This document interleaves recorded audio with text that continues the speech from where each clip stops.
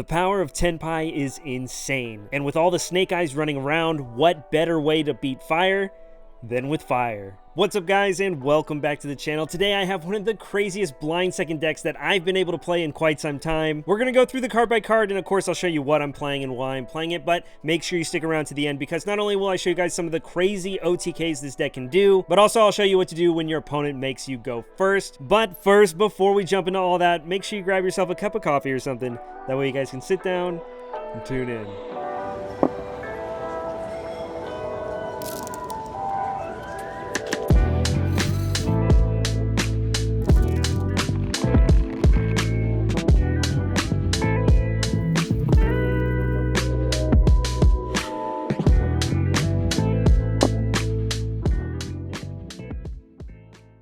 Tenpai. I'm telling you, this deck is so ignorant. The fact that you have a deck that has a bunch of 1 and 2 card combos that can do over 30,000 damage, and not to mention up to 20 non-engine slots in the deck, gives you the makings of one of the scariest decks to have to play against this format. But without wasting any more time, for the Tenpai lineup, I'm running 3 copies of Pydra, 3 copies of Chandra, and 2 copies of Fadra. In case you didn't know, all these cards have the quick effect to allow you to synchro summon during the battle phase. That effect is not once per turn, so it sets up a lot of spamming and a lot of attacks in the battle phase. But when it comes to their unique effects, Pydra is essentially the Stratos. It can grab you one of their spell cards from the deck and either set it face down or add it to your hand. But also, while this card's on the field, you take no damage from battles with your Fire Dragon, so that's pretty neat. Now, Chandra, on the other hand, is the tuner of the deck, and it's a really great extender as well. Anytime you have another Fire Dragon on the field, you can special summon it from your hand for free, but also it has one of the craziest battle phase effects that during the damage step, anytime a monster battles, you can special summon another Tenpai from the deck. The main reason we max out on these two is because they're the best 1-card starters in this deck, while Fadra is more of an extender for the combos you're doing. In case you don't know what it does, on normal or special summon, you can bring back one of your Tenpais from the grave. This effect also activates whenever a monster battles. So again, this is another cool way to bring back monsters in the damage step, playing around so many different effects on the field. If ever there's a time that you get all 3 names in circulation, then you've just won the game and there's nothing your opponent can do about it. But I am running one more Fire Dragon in the main deck, and that's Blaster, Dragon Ruler of Infernos. This card is a blast from the past, but when it's banished, you can add any Fire Dragon from your deck to your hand. Obviously, this is going to add more consistency with a card we're about to talk about later. And there is another engine you can play for added consistency as well, which we'll talk about in a sec. But personally, I just like the added utility that Blaster offers, not only being an extender that can help get more bodies on the field, but also it has the effect where you can discard it and any other fire from your hand to destroy something on the field. Sometimes just popping a set imperm is all you really need before normal summoning your Pydra to guarantee you just won the game. Also, your field spell will discard cards, so this is just free fodder for that if you open it. But this is the Fire Dragon lineup that I've opted to go with, and it has been testing so insane. For more engine stuff, of course, Gold Sarcophagus. We were just talking about Blaster. This is the card you use to banish it to then essentially Rhoda for any Fire Dragon you need in your deck. This just adds another 1-card starter and extender for your deck, which is very well appreciated. I mentioned we have a field spell, so obviously we're playing Terraforming to search it out, and this card is so insane. Sangin Summoning is essentially a Miscellaneousaurus in the form of a field spell. During your main phase 1, Fire Dragons are unaffected by your opponent's activated effects. Also, it has the effect once per turn where you can add a Tenpai monster from your deck to your hand and then discard a card like I mentioned earlier. It also has the bonus effect where when it's destroyed, it can double the attack of one of the synchros on your field. Again, just another crazy way to set up OTKs. But one of the craziest cards in this deck alongside the field spell is Sangan Kaiman. This card has 2 effects where on activation you can either add a Tenpai monster from deck to hand or you can summon one from your hand. If it's the battle phase, then you get to use both. So essentially this is an emergency teleport. This deck has so many crazy tools, and when you read them, they almost feel custom, especially when you can factor in that this deck can OTK through Pot of Prosperity. Doing 16,000 damage is no problem. This deck can do upwards of over 30,000 as well. But that's it for engine. It looks like a low amount, but you have enough 1-card starters to pretty much guarantee you should see something in your starting 6. Since we're opting to blind second, there's a couple approaches you could take. You could definitely go the board breaker route. After YCS Rally, I really think hand traps are the better approach, at least right now. Trust me when I say this deck can play them all, and starting it off, we have 3 copies of Shifter. Yes, this deck can even OTK through Shifter, Shifter. With this, it's hard to do the 30,000 damage, but you can do over 8,000 fairly effectively. Most of the hand traps I'm playing work with Dimensional Shifter, first being Nibiru,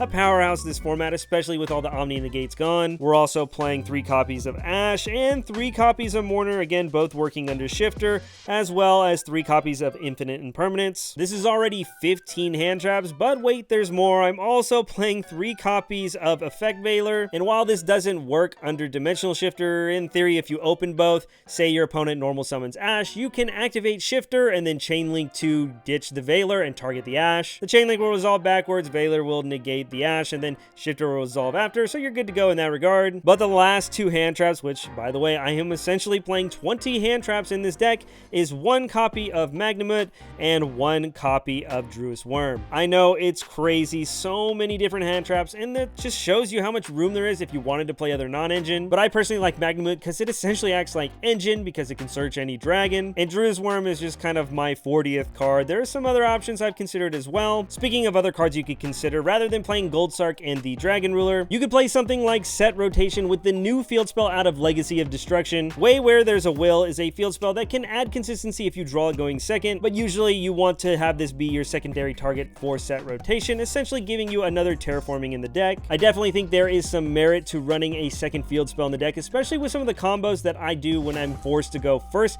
which we'll talk about later, so make sure you stick around. But that's it for the main deck, a solid 40. Now let's hop into the extra. But before that, I just wanted to show you guys these amazing Imperium Duelist sleeves. These over sleeves really personify the Year of the Fire. Right now, I have one of my favorite sleeves from Imperium, the SP Little Knight sleeves, and of course, I have it paired with the over sleeves as well. I use these all the time, especially with all the fire decks I've been playing. They have all this and more on their website, and the link is down below. Plus, if you use my code COFFEE10 at checkout, you'll save 10% off your purchase, plus a portion of that comes back to the channel, and it helps me make content for you. But now for my extra deck, I am running 2 copies of Biden Dragion. This card is the initial synchro you usually go into in your combos. It's a dragon synchro tuner, and on synchro summon, you can special summon another Tenpai from your grave. It also has the quick effect where during the battle phase where 3 or more attacks have been declared, it can special summon itself from the grave. You have the option to pop a spell or trap, and this is once per duel. We have the Transcendent Dragion. This is the level 10 of the archetype. While it's on the field, all monsters your opponent control must attack. Also, when it hits the field, your opponent can't activate any more card effects in the battle phase, which is insane. I will say though, as crazy as that effect is, most of the time you're already winning by the time you get to this card. There are other ways that we can protect our dragons in the battle phase, which we'll talk about in a sec, but this also has the effect where on synchro summon it can change all monsters to attack position,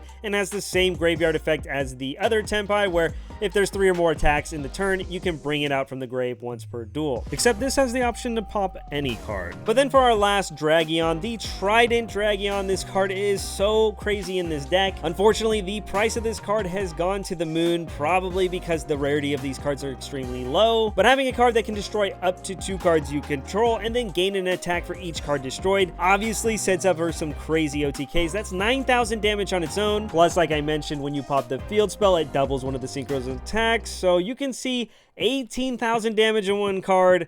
Super unfair and super ignorant. Now for some of the utility cards, we have Black Rose Dragon, another fire dragon, which is crazy because while the field spell is up, essentially if you summon this to wipe the field, your opponent's not stopping this. This actually comes up quite often because you have a lot of 2-card combos that can OTK, so if you use one of them to make Black Rose and then, well, the other one to do the OTK, it's pretty ignorant. We also have the Moonlight. This is just for helping you break boards. It's also a decent interruption on your opponent's turn, but we're also playing one of the craziest cards, Odd Eyes Meteor Burst Dragon. At first I wanted to cut this card, but then I realized the fact that, again, it's another fire dragon. By making this in the main phase 1, the second you enter the battle phase, now your opponent cannot activate any monster effects, even though they can still flip some of their spells and traps. This is just another way to help push your OTK through in a very ignorant way. For the other level 7 synchros I'm playing, it's Ancient Fairy Dragon. This is really there for going first. Again, I don't main deck a secondary field spell because the errata doesn't let you search the same name, unfortunately. But post side, there's a lot of options that I have been considering, and I'll show you one in the combo as well. But this lets you build a pretty dang good board, especially when backed up with hand traps, because we'll go into our Tzolk'in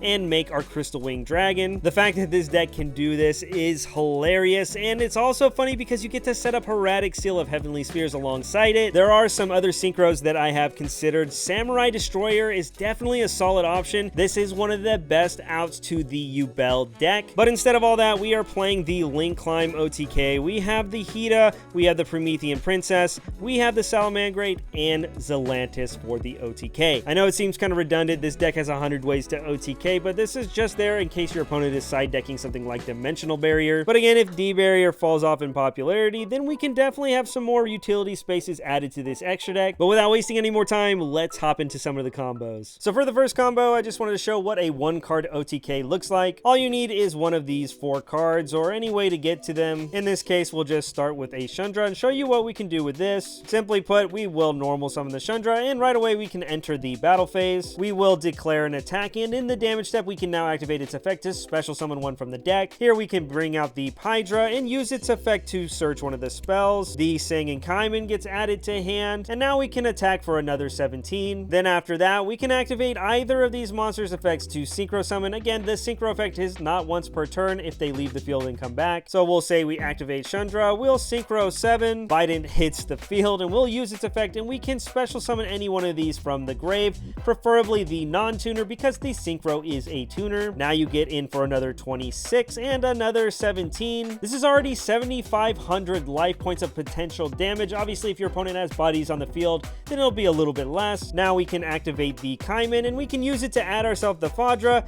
and then of course special summon it to the field because it is the battle phase. This will activate its effect on summon if you want. It really doesn't matter at this point, but we'll get to bring back another body from the grave, and that's 2 more attacks, essentially adding up to 10,600 damage. Again, bodies excluded, but of course if you need more damage, we can quick effect synchro and keep going off. Now I'm going to go ahead and use the Pydra effect, and we can now synchro summon into Transcendent Dragon. Now at this point your opponent can't activate anything, which they probably would have prior, so we'll show you how to play around other stuff later. But that's another 3,000 damage after that, putting it at 13,600. And don't forget, you've had 3 attacks this battle, so now you can special summon the Biden back and do another 26 direct. Again, any of these 1-card combos get you to this board, but you can technically keep going if you need to as well. Fadra can synchro as well. Trident can come out and destroy 2 more cards, and it can do 9,000 more damage. And then of course the Transcendent can bring itself back to do another 3k. It's so unnecessary the amount of damage this deck outputs. But now really quickly, let me show you one of the 2-card combos that you can do in this deck as well. For this combo, I'm going to show you what you can do with Pydra and Sangan Summoning. Again, there's a bunch of other 2-card combinations that can do this as well. But starting things off, we're going to activate our field spell, insulating the protection in our main phase 1, and then using its effect to go ahead and add a Tenpai monster from deck to hand. In this case, we'll grab the Extender Shundra. Again, if we open this, then we can grab the Pydra, and then of course we discard a card. Now we can normal summon the Pydra and use its effect to search, and in this case we're going to grab the Kaiman and add it to hand. But now you can just freely special summon this Shundra to the field, and depending on the board state or what you're trying to play around, you can make a level 7 synchro before entering the battle phase. If there's a lot of cards in your way or a lot of back row that you might be worried about, you can just synchro summon for 7, make yourself a Black Rose, and then use its effect to wipe everything on the field. It does get rid of your field spell, so it gets rid of some of your protection, but at this very moment your opponent really can't do much about this Black Rose effect activating, so you can clear out so much back row, whether it's against something like the Labyrinth deck or the Yubel deck as well. But now you can enter the battle phase, you can activate Kaiman, and now you can search, and then of course special. Kaiman will add and summon the Shundra, and now we can basically OTK from here. We'll attack for 15, we'll activate the effect in the damage step. Here we get out the Fadra, we can attack for another 16, that's 31, and then we can quick effect synchro. Now Biden hits the field, we can now bring one back from the grave, we'll bring back the Fadra, and of course this activates, we can now bring one back from the grave as well. Now we have another 26, another 16, and another 15. That's already over 8,000 damage just with this 1 card. You can also do this same exact line except for going to Meteor Burst, that way you can prevent any monster effects from activating in the battle phase, so pretty dang crazy. But I'm going to show you one last combo when you have a 2-card combo going first. Again, really it's any 2 of these, but we'll go ahead and say you have Pydra and any one of the spells. Obviously the field spell is the safer of the cards, so we'll start off by activating it and using its effect to search. Once again, this is where we get our Shundra, again our little extender to help us go off. Now we normal summon Pydra to grab ourselves the teleport. Kaiman gets added to hand, and because we control a fire dragon, we can special summon the Shundra to field. Again, we're going first, so now we are going to go ahead and synchro these off. off. And now we're gonna make Ancient Fairy Dragon, and we're gonna use the effect destroying our field spell, gaining 1,000 life points, and then also searching a field spell with a different name. As I mentioned, if you're already main decking the way where there's a will, then you obviously don't need to play any more field spells in the side deck. But one card I've been testing that is another floodgate is Necro Valley. Shutting off the graveyard is always really great, especially in this format. There's a bunch of other options and different combo lines to go alongside whatever you're playing, but now we can use the Kaiman to add Fadra from deck to hand. We're not in a battle phase because we're going first, but we can use Ancient Fairy's other effect, skipping our battle phase to special summon this from our hand. Now on summon, Fadra will activate, and we can bring back our tuner from the grave,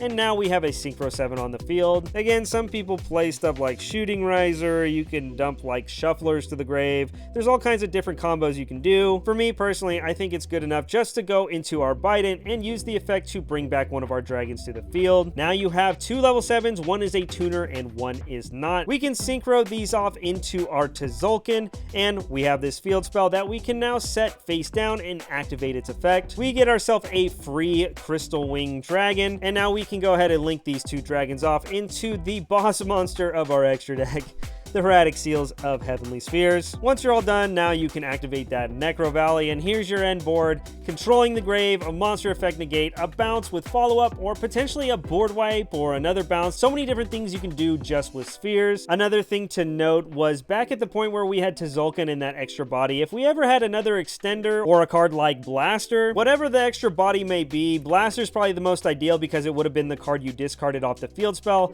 And then of course we have all the dragons in the world to bring it back. But now you can take these 2 bodies to go into your spheres, leaving the Tzolk'in on the field, which is pretty nice because now the spheres can bounce a card on your opponent's turn. Its effect will activate, summoning the Pydra, and then Pydra's effect can activate, but instead of adding it to our hand, we can now set it on the field. This will actually trigger our Tzolk'in, so we'll set the Kaiman for follow-up, and now we can use its effect to summon another synchro. In this case, I'm going to summon a Moonlight Dragon to bounce another card, but I think this just goes to show, even if you're made to go first, you definitely have some options and you don't just auto lose. But that's gonna wrap things up for today's video, and once again, thanks for tuning in. I really appreciate all the support. Make sure you guys go show Imperium Duelist some love and use my code COFFEE10 as well. But here's hoping to see you on the next one.